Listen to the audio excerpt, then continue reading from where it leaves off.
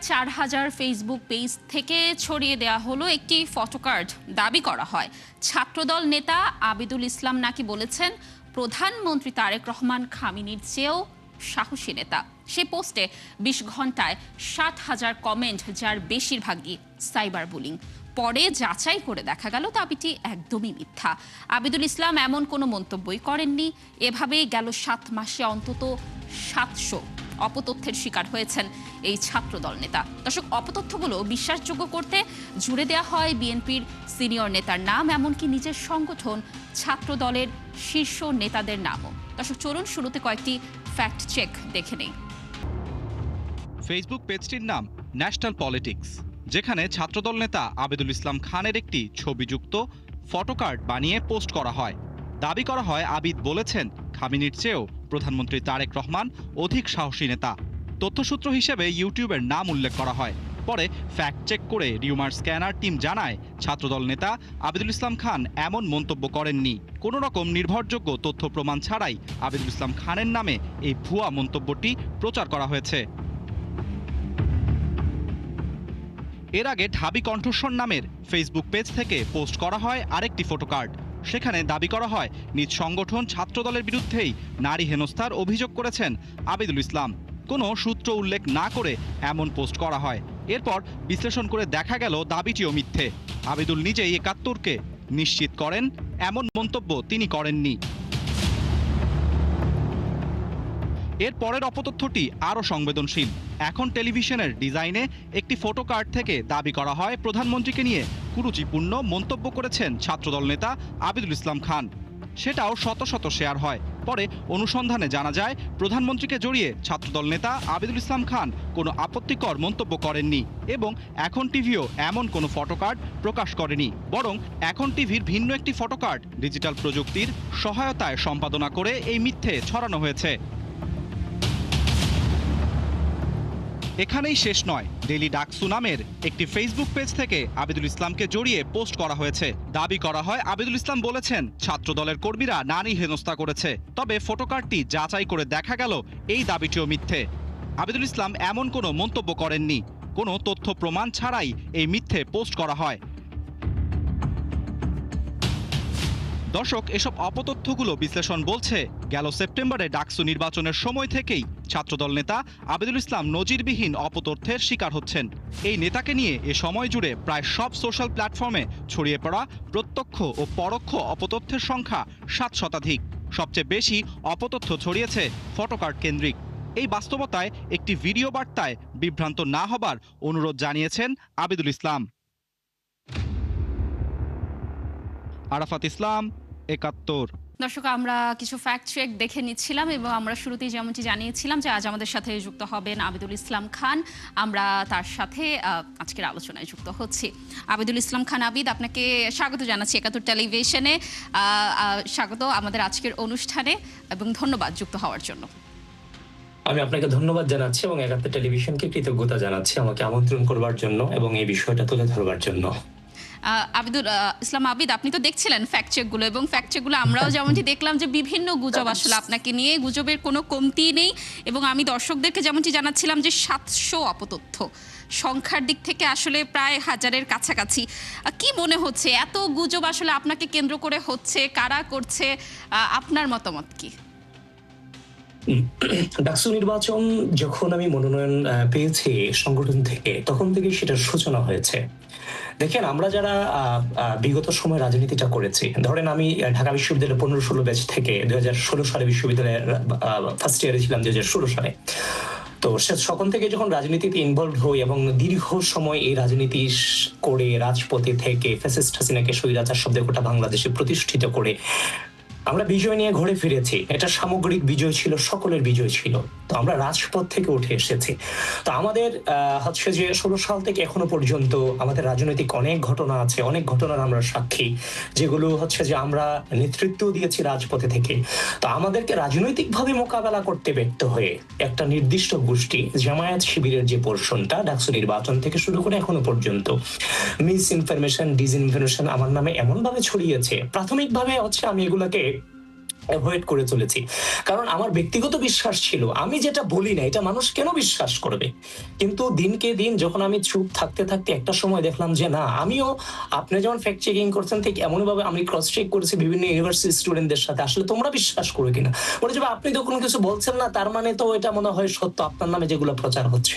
যেমন হাজার হাজার ফটোকার্ড দিয়ে, হাজার হাজার আইডি থেকে একসাথে ফটোকার্ড দিয়ে তৃণমূল পর্যন্ত সেটাকে ছড়িয়ে দেওয়া হয়েছে, তৃণমূল পর্যন্ত সেটাকে ছড়িয়ে দেওয়া হয়েছে।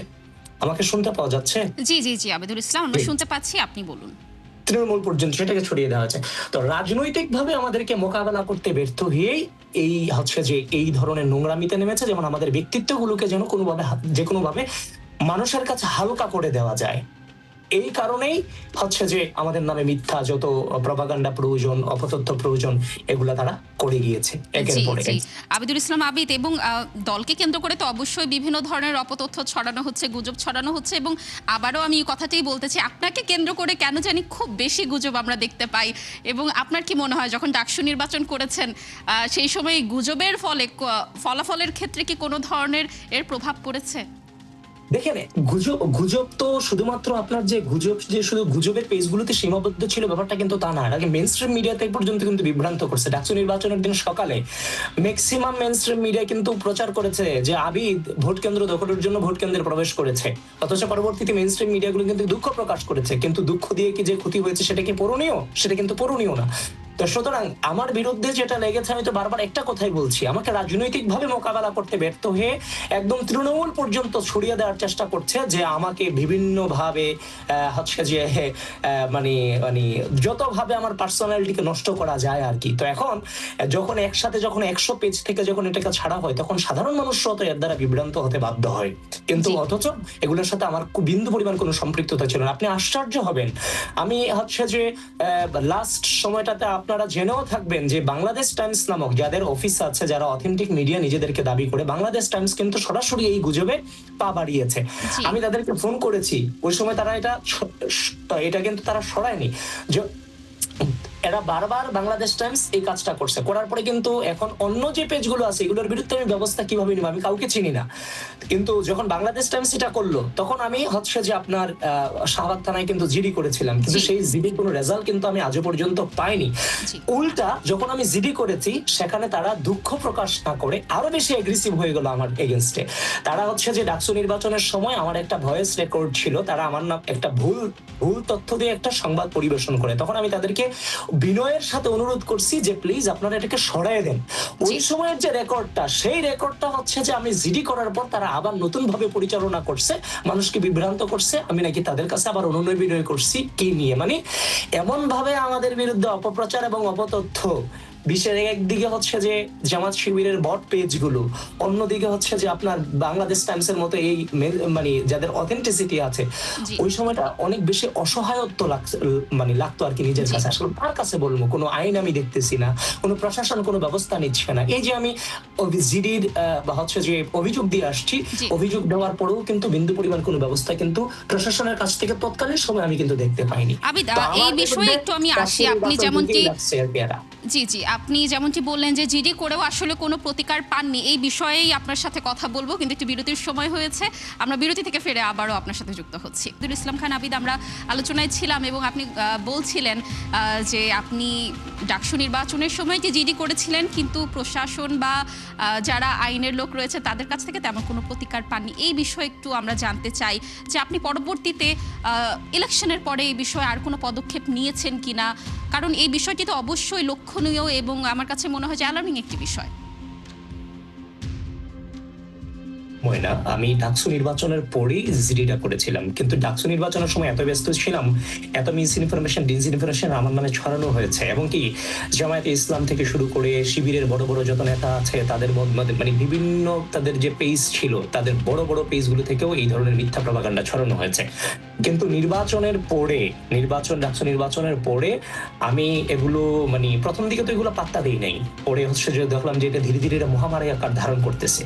মহামারী আকার এমন ভাবে ধারণ করতেছে যে মানুষ বিশ্বাস করতেছে যে হ্যাঁ এগুলো আমি বলতেছি, কিন্তু এগুলোর সাথে আমার কোনো বিন্দু পরিমাণ সংশ্লিষ্টতা নেই। জি। তো পরবর্তীতে বাংলাদেশটা যখন করলো তখন একটা অথেন্টিক পোর্টাল যখন এটা করলো, তখন আমি এদের বিরুদ্ধে যখন ব্যবস্থা নিলাম, তখন পুলিশ পরবর্তীতে কিংবা জিডি করার যে রেজাল্ট আমার পাওয়ার কথা, সেই ধরনের কোনো আপডেটই কিন্তু তারা দিতে পারেনি। জি। তো এখন হচ্ছে যে পরবর্তীতে আমি অতিষ্ঠ হয়ে একটা ভিডিও বার্তা দিয়েছি। আমি জানি না সেটা আপনারা দেখেছেন কিনা, যে অন্তত বাংলাদেশের মানুষের কাছে অনুনয় বিনয় করেছি, যদি সত্যিকার অর্থে আমাকে আপনাদের সন্দেহ মনে হয়, তাহলে আমার প্রোফাইল আপনারা আসবেন, আমার প্রোফাইলে আপনারা পাবেন আমি কি বলি না বলি। তাহলে পরবর্তীতে আমি ভিডিও বার্তা দিয়েছি। তো ভিডিও বার্তা দেওয়ার পরে দেখলাম যে কিছুটা ভিডিও বার্তাটা দিয়েছে হচ্ছে যে খামিনি, আয়াতুল্লাহ আলী খামিনির যে বিষয়টা, জি। ওনার পরে আমি ভিডিও বার্তা দিতে বাধ্য হয়েছি। এর আগে পর্যন্ত আমি ডিনাই করে যাওয়ার চেষ্টা করেছি, যে আমি বিশ্বাস করি যে বাংলাদেশের মানুষ কেন এগুলো বিশ্বাস করবে, আমার আইডি তো আছে, বিশ্বাস করলে তো সে আইডিতে আসবে। কিন্তু দেখলাম যে না, এটা দিয়ে মারাত্মক লেভেলের মানুষ বাজেভাবে বিভ্রান্ত হয়েছে, যে হ্যাঁ আবির এগুলো বলতে পারে, কিন্তু আসলে ব্যাপারটা কিন্তু তা না। তো এখন এই যে দেখেন, আজকে এই শুধু আমার বিরুদ্ধে না, কিন্তু এটা কিন্তু আমাদের বিভিন্ন নেতৃস্থানীয় যারা আপনার হচ্ছে যে মানে সমাজে ভূমিকা রাখতেছে, কমিউনিটি গ্রাউন্ডে যারা ভূমিকা রাখতেছে, এদেরকে ভুয়া ফটো কার্ডের মধ্য দিয়ে কিন্তু এদেরকে টার্গেটেড করা হচ্ছে, এবং এদের ব্যক্তিত্বকে সমাজে হাস্যরসে রূপান্তরিত করা হচ্ছে, বিভিন্ন মিম এদেরকে নিয়ে বানানো হচ্ছে। তো দেখেন, আমি হয়তো বা কোনো না কোনো ভাবে এটা কভার করতে পারতেছি, কিন্তু আর 8-10 জন তো সেটা তেমন ভাবে কভার করতে পারবে না। আবিদুল ইসলাম খান, এই বিষয়ে একটু আসি। আপনি যেহেতু একটি দলের সাথে যুক্ত রয়েছেন, আপনি হয়তো অনেক ক্ষেত্রেই এখন প্রশাসনের সহযোগিতা পাবেন এবং তারা আপনার বিষয়টি গুরুত্ব দিয়ে দেখবে, কিন্তু এক্ষেত্রে আরও একটি লক্ষণীয় বিষয় যে আপনাদেরকে কেন্দ্র করে, আপনাদের দলের বিভিন্ন শীর্ষ নেতাকে কেন্দ্র করে আসলে গুজবগুলো কিন্তু অনেক বেশি ছড়াচ্ছে। এই ক্ষেত্রে আপনারা দলের পক্ষ থেকে কোনো ধরনের সেল গঠন করতে চাচ্ছেন কিনা? কারণ এই বিষয়টি দিনকে দিন আমার কাছে মনে হয় একটি অ্যালার্মিং দিকে চলে যাচ্ছে। আপনি এই বিষয়ে কি বলবেন? এটা মারাত্মক ভয়াবহ আকার মানে অলরেডি ধারণ করে ফেলছে। দেখেন, আমি গতকালকেও আমি মানে এমন একটা পরিস্থিতি দাঁড়াইছে যে মিডিয়াতে আমি কথা বলতে পারতেছি না। মিডিয়াতে আমি যা বলতেছি মনে হচ্ছে একটা সংঘবদ্ধ টিম আমার এগেইনস্টে রেডি করে রাখা হয়েছে, সে যাই বলে তোমরা এটার এগেইনস্টে একটা নেগেটিভ গুজব তোমরা ছড়াবে। যেমন আমি গতকালকে পল্টন পার্টি অফিসের একদম কোনার দিকে ছিলাম, যেন আমাকে মিডিয়া ফেস করতে না হয়। দেখলাম যে মিডিয়া আমাকে খোঁজে আমার কাছে চলে আসছে। তো এখন এরা যেহেতু চলে আসছে আমার কাছে খোঁজে, এদেরকেও তো আমি হতাশ করতে পারি না, আমি কথা বলতে বাধ্য হয়েছি। এরা যা জানতে চাইছে, দেখলাম যে আমার এগেইনস্টে গতকালকে একটা ভুয়া ফটো কার্ড অলরেডি ছেড়ে দেওয়া হয়েছে আমার নামে, মানে কথা বললেই ভুয়া নেগেটিভ ছড়াই দেওয়া হচ্ছে। এখন কথা হচ্ছে, এতদিন বাংলাদেশে গণতান্ত্রিক পরিস্থিতি ছিল না, আপনার হচ্ছে যে সিলেক্টিভ ওয়েতে প্রশাসন সার্ভিস দিয়েছে, যেটা আমি নিজেই তো সার্ভিস পাইনি সেই সময়টাতে।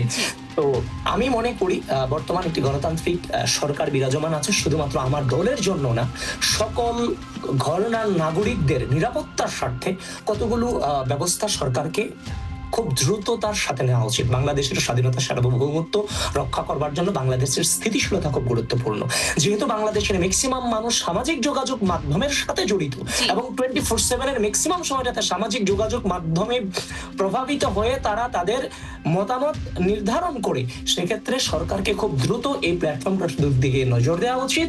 সেক্ষেত্রে আমি মনে করি, ধরেন একটা আধুনিক আইন অত্যন্ত দ্রুততার সাথে প্রণয়ন করা অবশ্যই উচিত। আবিদুল ইসলাম খান, এবং আপনারা যখন যে আইনের মধ্য দিয়ে আগেকার যে ডিজিটাল সিকিউরিটি অ্যাক্টের মতো কোনো সাধারণ মানুষ কোনোভাবে ক্ষতিগ্রস্ত হবে না, কিন্তু সাধারণ মানুষের জীবনকে বিভিন্ন মানুষের জীবনকে যারা অতিষ্ঠ করে ফেলছে ইনফরমেশন দিয়ে, তাদের বিচারটা যেন অত্যন্ত কঠোরতা এবং জিরো টলারেন্স নীতি। অবশ্যই, কারণ আপনাদের তরফ থেকে যখন শুরু হবে তখনই কিন্তু সাধারণ মানুষরাও বিচার পাবে। আপনি যদি এই দৃষ্টান্ত স্থাপন করতে না পারেন, খুব দ্রুততার সাথেই দেখবেন নানান ধরনের মবক্রেসি সমাজে উত্থিত হবে।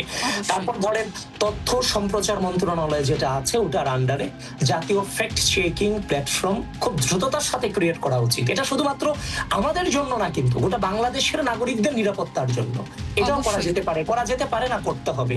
একই সাথে আমি যেটা ফিল করি, কারণ আমি এগুলো ফিল করতে করতে এগুলা এখন মাথায় আসছে যে এগুলা করা ছাড়া বিকল্প কোনো পথ নাই। তারপর হচ্ছে যে বিশ্ববিদ্যালয় থেকে শুরু করে একদম স্কুল লেভেল পর্যন্ত ডিজিটাল লিটারেসি অ্যাওয়ারনেস এই কর্মসূচিটি চালু করা উচিত। আমরা আসলে সেই আশা করছি যে আপনারা দলের পক্ষ থেকে এ ধরনের পদক্ষেপ নেবেন। আবিদুল ইসলাম আবিদ, আমি আরেকটি গুজব নিয়ে একটু কথা বলতে চাই, কারণ আমার কাছে মনে হলো এই গুজবটি আসলে বেশ লক্ষণীয় ছিল, যে আপনি বলেছেন যে শেখ হাসিনা আমাদের শত্রু নয়, আওয়ামী লীগ মুক্তিযুদ্ধের পক্ষে পক্ষে, আমরাও মুক্তিযুদ্ধের পক্ষে, আওয়ামী লীগ আমাদের শত্রু নয়। এই বিষয়টি একটু আমাদের দর্শকদেরকে আপনি ক্লিয়ার করবেন। এটা তো আমার কল্পনাতেই আসতেছে না, এই ধরনের কথা তো আমার ব্রেনেই নাই, তাহলে আমি কিভাবে বিশ্লেষণ করবো এই কথাকে? দেখেন, আমরা বিগত দীর্ঘ দুঃশাসনে কার সাথে লড়াই করেছি? ফ্যাসিস্ট হাসিনার বিরুদ্ধে লড়াইকারী জি। একমাত্র ছাত্র সংগঠন ছিল বাংলাদেশ জাতীয়তাবাদী ছাত্র দল, যারা রাজপথে ফ্যাসিস্ট হাসিনার বিরুদ্ধে স্লোগান উত্থিত করেছে, হাসিনাকে স্বৈরাচার শব্দে গোটা বাংলাদেশের মানুষের মুখে মুখে প্রতিষ্ঠিত করেছে। জি। হরতাল, অবরোধের মিছিল থেকে শুরু করে হাসিনার বিরুদ্ধে এমন কোন আন্দোলন নাই যে আন্দোলন আমরা করিনি। আমাদের যে শত্রু গত 17 বছর ধরে আমাদেরকে ধ্বংস করতে করতে এমন পর্যায়ে নিয়ে আসছে, আমাদের অস্তিত্ব বিলীন করে দেওয়াটা শুধু এর বাকি ছিল, তাহলে তাকে আমি কিভাবে বন্ধু বানাতে যাবো? সেটাই আবিদুল ইসলাম খান, আমরাও আসলে সেটাই বিশ্বাস করি যে বিএনপি অথবা ছাত্রদল যারা রয়েছে তারা কখনোই আসলে ফ্যাসিস্টের সাথে একমত নয় এবং আপনাদের বিরুদ্ধেই কাজ করেছেন। যারাই ভুয়া ফটোকার্ড গুলো তৈরি করছে, বরঞ্চ এরা বিগত 17 বছর ফ্যাসিস্ট হাসিনার ভিতরে থেকে, ছাত্রলীগের ভিতরে থেকে এরা রাজনীতিটা করেছে। আপনি বিশ্বাস করবেন, আমি ওপেনলি বলছি, কারা এই ফটোকার্ড গুলো ছড়াচ্ছে, কারা এগুলো তৈরি করছে, কাদের সাঙ্গপাঙ্গরা এগুলো করছে, এগুলোর অনেক রেকর্ড আমাদের কাছে আছে। অবশ্যই আবিদুল ইসলাম খান, আমরাও চাই যে তাদেরকে আইনের আওতায় আনা হোক এবং আপনারাও দলের পক্ষ থেকে আসলে এই কাজগুলো যখন আইন প্রশাসনের কাছে নেওয়া হবে আপনারাও সহযোগিতা করবেন। অসংখ্য ধন্যবাদ আবিদুল ইসলাম খান আবিদ, আজ আমাদের গেস্ট হিসেবে যুক্ত হওয়ার জন্য। নিশ্চয়ই আবার কোনো পর্বে আপনার সাথে আমরা এই বিষয়ে আলোচনা করব।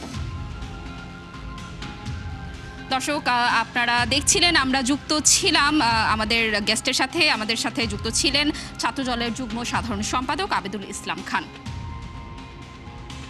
দর্শক, আপনারা আছেন ফ্যাক্ট চেক নিয়ে, ৭১-এর নিয়মিত আয়োজন ফেক নিউজ স্ক্যানারে। প্রতিদিন আমরা রিউমার দূর করতে হাজির হব ঠিক একই সময় একইভাবে। আপনারাও যুক্ত হতে পারেন। যে কোনো খবর যদি আপনাকে সংশয় ফেলে সেটির একটি স্ক্রিনশট আমাদেরকে মেইল করতে পারেন fns.71tv@gmail.com অথবা ফেসবুকে যোগাযোগ করুন www.fakenewsscanner। আমরা সেই তথ্যের ফ্যাক্ট চেক করে আপনাদের জানাবো। চটকদার শিরোনাম দেখে ক্লিক করবেন না। বিশ্বাস আর প্রতিক্রিয়া জানানোর আগে ফ্যাক্ট চেক করুন। দর্শক, থাকুন ৭১-এর সাথে।